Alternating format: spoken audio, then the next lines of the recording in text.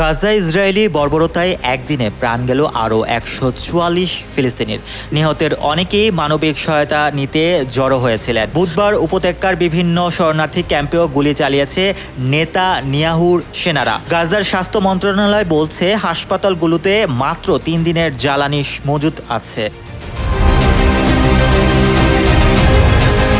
গাজার স্বাস্থ্য মন্ত্রণালয় জানিয়েছে, যুদ্ধ শুরুর পর থেকে এ পর্যন্ত ৫৫,০০০-এর বেশি ফিলিস্তিনি নিহত হয়েছেন। গুরুতর জ্বালানি সংকটে ভুগছে হাসপাতালগুলো। মাত্র ৩ দিনের জ্বালানি মজুদ অবশিষ্ট আছে বলে সতর্ক করেছে স্থানীয় প্রশাসন। তাদের অভিযোগ, রেড জোন এর অজুহাতে জাতিসংঘ সহ আন্তর্জাতিক সংস্থাগুলোকে বাধা দেওয়া হচ্ছে হাসপাতালগুলোতে জ্বালানি পৌঁছাতে। গাজায় মানবিক সহায়তা বিতরণ কার্যক্রম ঘিরে সহিংসতা ও প্রাণহানি বেড়েই চলেছে। হামাসের অভিযোগ, এই বিতরণ ব্যবস্থা মূলত ইসরায়েলের সামরিক লক্ষ্য বাস্তবায়নে ব্যবহৃত হচ্ছে। জাতিসংঘ অন্যান্য মানবিক সংস্থা এরই মধ্যে এতে অংশ নিতে অস্বীকৃতি জানিয়েছে। আর ইসরায়েল প্রতিদিনকার এই হত্যাকাণ্ডকে নিরাপত্তা হুমকি প্রতিহত করার দাবি করছে।